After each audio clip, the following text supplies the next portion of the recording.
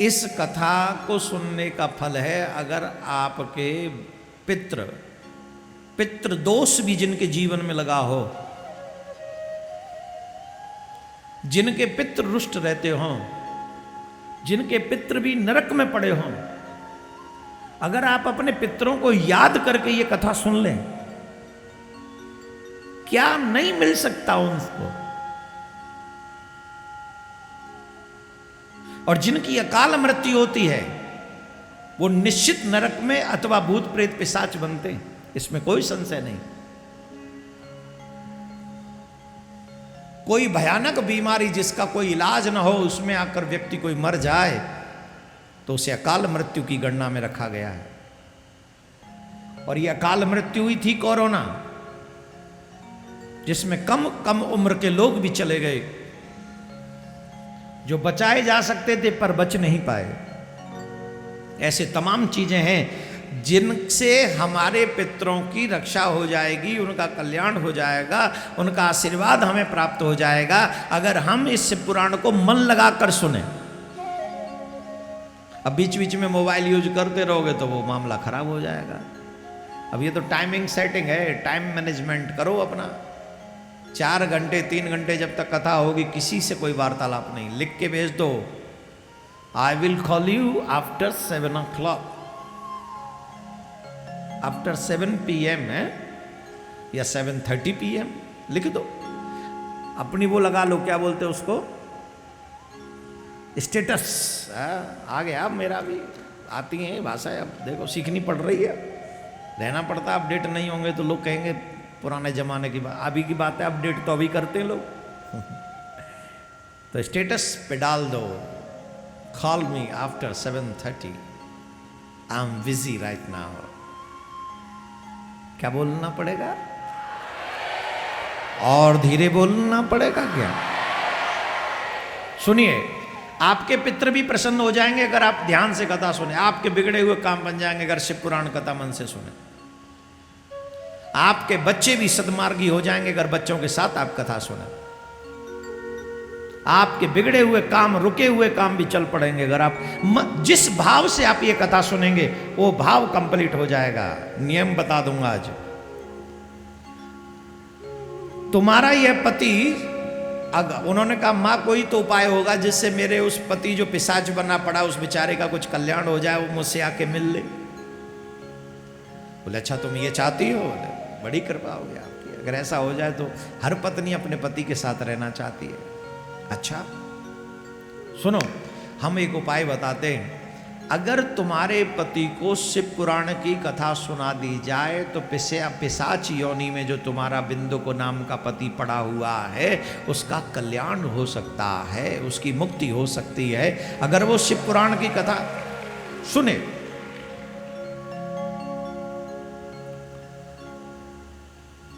चंचुला बोली, हे भक्त वत्सला महेश्वरी गिरजा कुमारी, भगवान शिव कीर्ति गान करने वाला।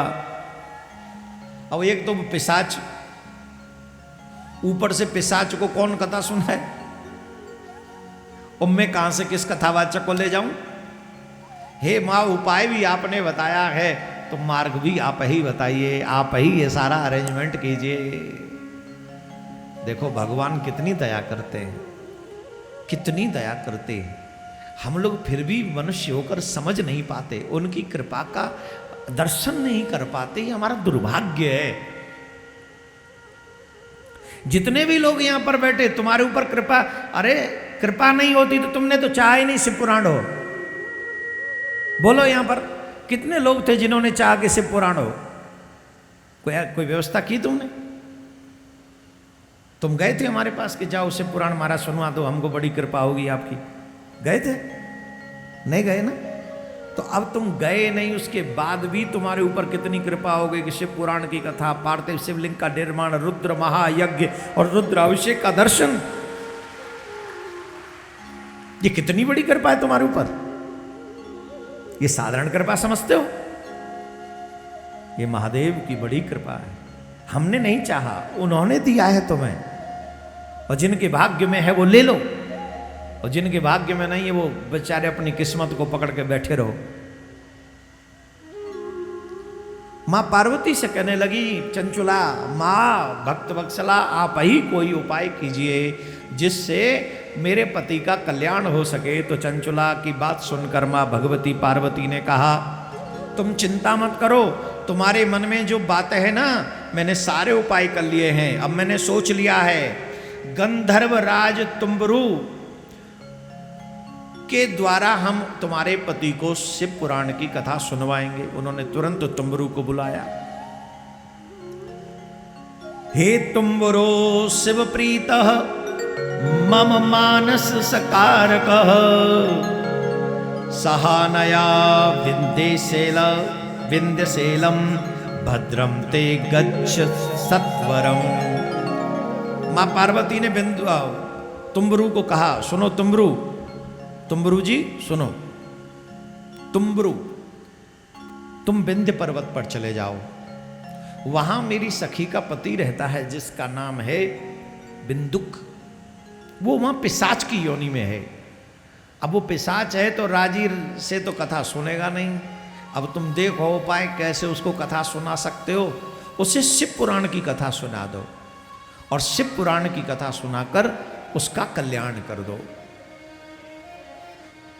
तुम्बरु ने जब माँ भगवती की बात को सुना तो माँ पार्वती को प्रणाम करके कहा कि माँ मैं आपकी आज्ञा का पालन करूँगा, आप जैसे कहेंगी मैं वही करूँगा।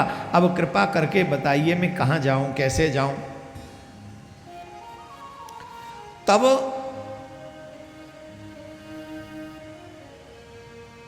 माँ पार्वती ने उनको विमान दिया कि तुम इस विमान में सवार होकर चले जाओ और बिंदुक को कथा सुनाओ। बिंदुक विंध्याचल पर्वत पर, विंध्य पर्वत पर शिव पुराण की कथा सुनाएंगे। ये बात जंगल में आग की तरह फैल गई और सब लोग भगवान की कथा सुनने के लिए दौड़ पड़े कि बिंदुक सुनेगा तो सुनेगा, हमें पहले सुननी है। और वो बिंदुक के माध्यम से, अब वो बड़ा भयानक था। ये लोग विंध्य पर्वत पर पहुंचे, वहां पर बड़ा भयानक था महाराज, बहुत ही भयानक था, कुछ पूछो ही नहीं।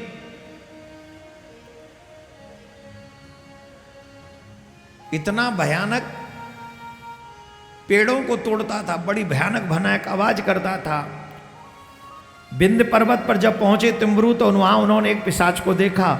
उसका शरीर विशाल था, उसकी ठोड़ी बहुत बड़ी हुई थी, वह कभी हंसता कभी रोता कभी उछलता, उसकी आकृति बड़ी विकराल थी।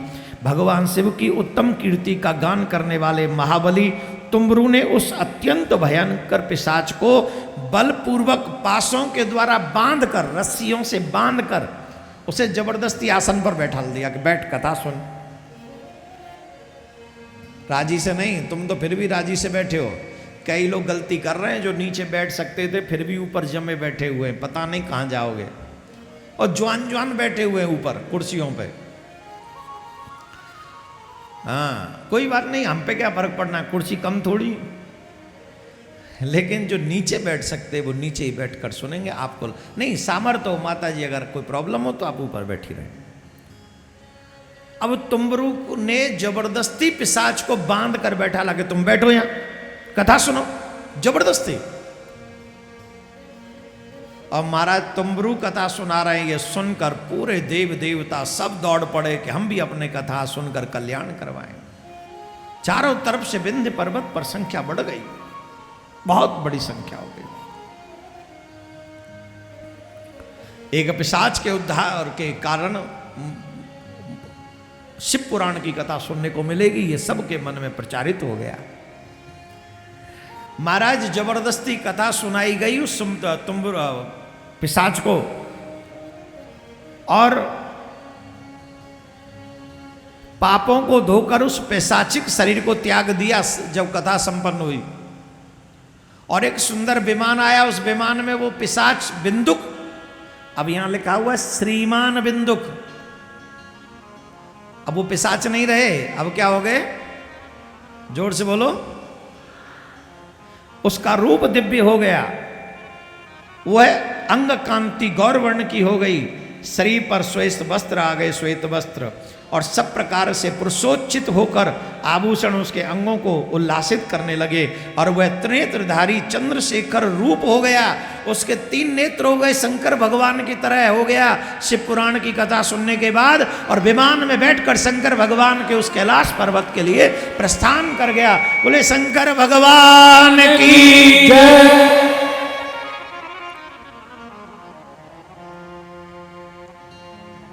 शिव स्वरूप ही हो गया शिव पुराण की कथा सुनकर। और उस बिंदुक को भगवान भोलेनाथ ने अपने गणों में शामिल कर लिया। बोले शिव पुराण महोत्सव की जय। जोर से बोलना पड़ेगा। अब हेलो माय डियर, एक प्रश्न है आपके लिए, करूं कि नहीं करूं? बोलो बोलो, करूं? करूंगा ही। बिंदुक जैसा पापी जो पिशाच बन गया, चंचुला जैसी पापनी जिसके कोई कर्म रुके नहीं थे, एक से एक बड़े कर्म उसने किए थे, बुरे कर्म।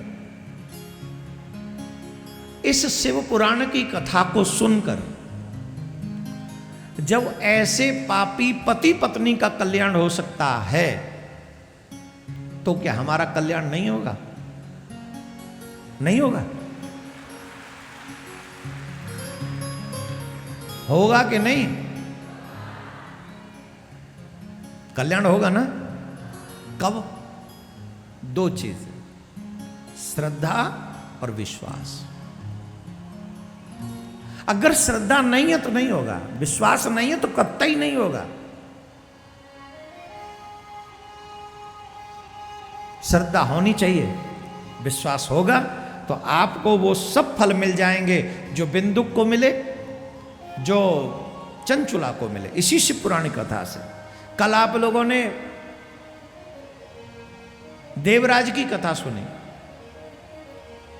अनजाने में, जानबूझ के नहीं, मजबूरी में सुन ली, पड़ा था तो जाए कहां, उसका कल्याण हो गया। आप तो जानबूझ के आए हो यहां।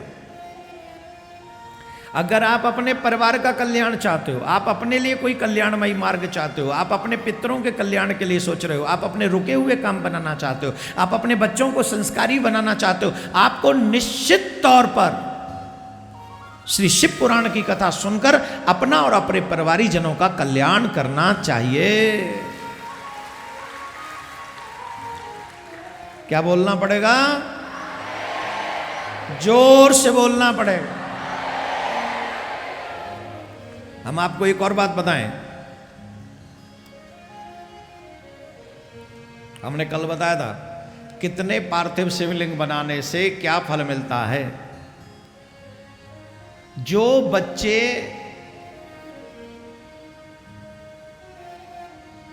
पढ़ने में कमजोर हैं, उनके हाथों से 1000 पार्थिव शिवलिंग बनवाने चाहिए और उनका पूजन करवाना चाहिए, उन पर बेलपत्र चढ़वानी चाहिए, उनका अभिषेक करना चाहिए। ये क्रम अगर वो 11 दिन भी लगातार कर ले तो उसके पढ़ने की सामर्थ्य प्रबल हो जाएगी, तेज हो जाएगी, उसकी बुद्धि प्रखर हो जाएगी। मात्र 1000 पार्थिव शिवलिंग का निर्माण करे अपने हाथों से, उनका पूजन करे और उनका अभिषेक करे, फिर उनका विसर्जन करे। जिनके जीवन में धन का अभाव है, जो धन के लिए तरसते रहते हैं, अब ऐसी बातें आप लोग बड़े मन से सुनते हो इसलिए बोल रहे हैं हम आपको। ऐसी बातें ज्यादा सुनना पसंद करते, पैसा कहां से आएगा? अब बैंक में चोरी थोड़ी करोगे, कर्म करोगे तो फल मिलेगा। कर्म का ही फल है पैसा प्राप्त करना।